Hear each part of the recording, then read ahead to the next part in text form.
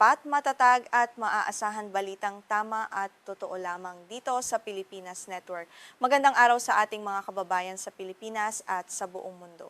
Huwag kalimutang pusuan ang video, sumubaybay at pindutin ang patingaw upang lagi kayong updated sa balita. Simulan na natin.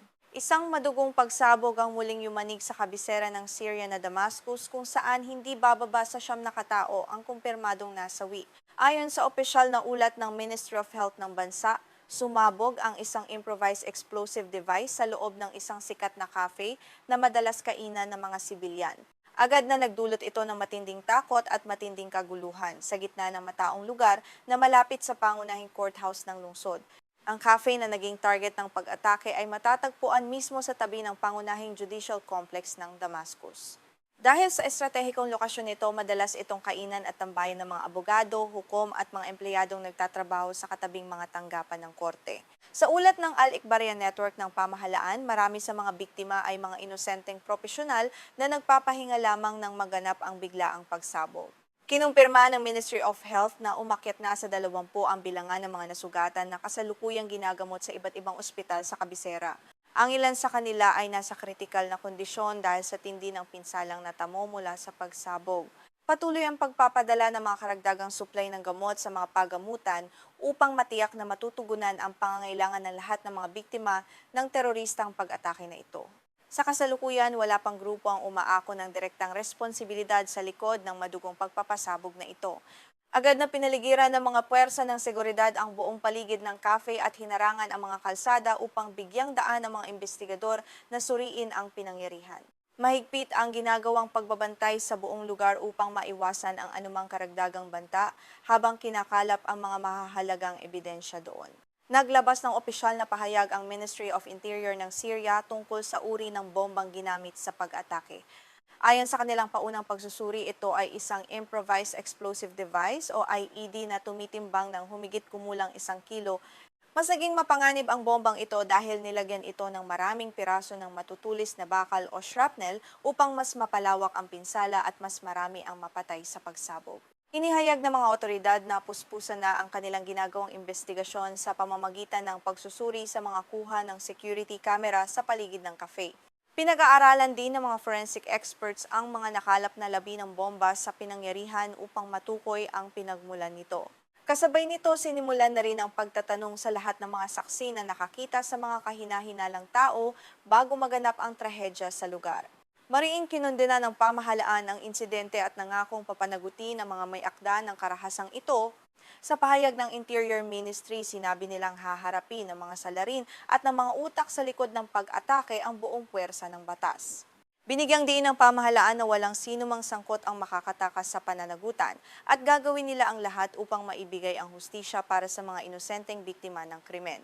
Mabilis na kumalat sa mga social media platform ang mga video na nagpapakita ng sitwasyon pagkatapos ng pagsabog. Sa mga nakakabagabag na eksena, makikita ang ilang sugat-sugatang biktima na nakahandusay sa kalsada habang humihingi ng tulong. Makikita rin sa video ang mga pulis na mabilis na rumesponde upang gabayan ang mga tao palayo sa lugar at upang magbigay ng paunang lunas sa mga biktima habang nagkakagulo ang paligid doon. Ilang sandali matapos ang pagsabog, sunod-sunod na ambulansya ang dumating sa pinangyarihan upang gamutin ang mga sugatan. Ang mga may malalalang pinsala ay agad na isinakay at dinala sa mga pinakamalapit na ospital sa Damascus upang maoperahan agad. Nagtulungan ang mga paramedic at mga sibilyan sa pag-asikaso sa mga biktima sa gitna ng makapal na usok at nagkalat na mga labi ng nasirang cafe dahil sa lakas ng pagsabog na iyon. Kabilang sa mga unang nakasaksi sa pangyayari ay si Halal Al-Janani, ang may-ari ng isang katabing restaurant. Ayon sa kanya, nakarinig siya ng isang napakalakas na ugong at naramdaman ang pagyanig ng lupa bago siya tumakbo patungo sa cafe. Laking gulat at panginginig niya nang makita ang malagim na eksena sa loob kung saan nagkalat ang mga katawan ng mga biktima na dugo ang nakahandusay sa sahig ng buong establishmento. Sa kanyang panayam sa Associated Press, emosyonal na isinalaysay ni Al-Janani ang kanyang karanasan habang puno ng dugo ang kanyang suot na damit. Sinabi niya na marami sa mga biktima ang nagtamo ng matitinding pinsala sa katawan dahil sa shrapnel at halos lahat ay walang tigil ang pagdurugo. Tumulong siya at ang kanyang mga tauhan sa pagbubuhat ng mga biktima patungo sa mga sasakyan bago pa man dumating ang mga pulis sa lugar. Ang pag-ataking ito ay nagaganap sa gitna ng masalimuot na transisyon sa politika ng Syria. Noong Disyembre ng taong 24, napatalsik ang pamilyang Assad na namuno sa bansa sa loob ng maraming dekada matapos ang isang mabilis na pag-aalsa ng mga rebelde. Ang bagong pamahalaan ay kasalukuyan pang nagpapatatag ng kanilang kontrol sa kabisera at sa buong bansa upang maiwasan ang anumang anarkiya. Mula nang maupo sa kapangyarihan ang bagong pamunuan ng Syria, agad silang naglunsad ng mga operasyon laban sa mga miyembro ng militanteng grupo ng Islamic State o IS. Layunin ng mga crackdown na ito na pigilan ang mga pag-atake sa loob at labas ng Damascus na maaaring magpahina sa kredibilidad ng bagong gobyerno. Gayunpaman, ang huling pagsabog na ito ay nagpapakita na nananatili pa rin ang banta ng terorismo sa bansa. Si Pangulong Ahmad al-Sharaa na dating namuno sa grupong Hayat Tahrir al-Sham na may ugnayan noon sa Al-Qaeda ang kasalukuyang nangunguna sa bansa, mula nang maging pinuno sinikap niyang baguhin ang kanyang imahe at nangako na pamumunuan ng Syria ng may paggalang sa lahat ng sektor ng lipunan.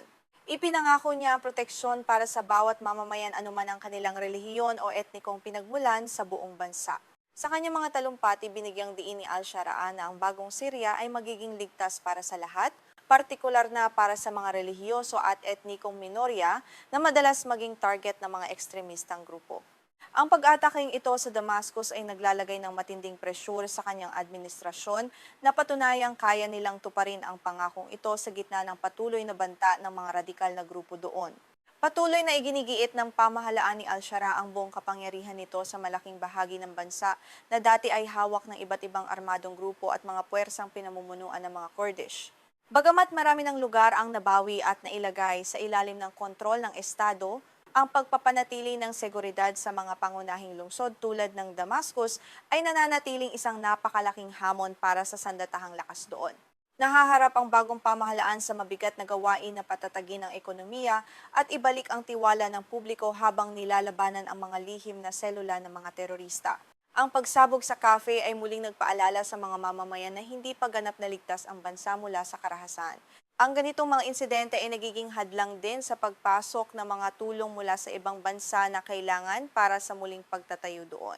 Madalas mag-anunsyo ang mga ahensya ng seguridad ng Syria tungkol sa kanilang mga matagumpay na raid laban sa mga selula ng Islamic State at ang pagkapigil sa mga planong pagpapasabog. Ayon sa kanila, marami ng tangkang pag-atake sa mga mataong lugar at pamilihan ang kanilang napigilan bago pa man ito maisagawa. Ngunit ang pinakahuling insidente ay nagpapatunay na may mga nakakalusot pa ring mga teroristang grupo sa bansa. Hindi ito ang unang pagkakataon na nyanig ng karahasan ang bansa sa ilalim ng bagong pamunuan.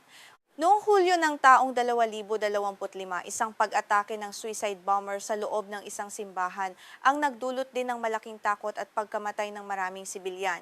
Ang mga sunod-sunod na pangyayaring ito ay nagpapataas ng pangamba sa mga mamamayan na baka muling bumalik ang bansa sa madugong digmaang sibil doon. Sa pagtatapos ng ulat na ito, nananatiling nakaalerto ang buong Damascus ay habang patuloy ang investigasyon ng mga awtoridad sa naganap na trahedya sa cafe. Ang hamon sa bagong pamahalaan ng Syria na protektahan ang kanyang mamamayan ay mas naging mabigat sa harap ng nagpapatuloy na karahasan. Ito ang inyong tagapagbalita para sa Pilipinas Network. Magpapatuloy kami sa pagbabantay sa mga mahahalagang kaganapan sa buong mundo doon.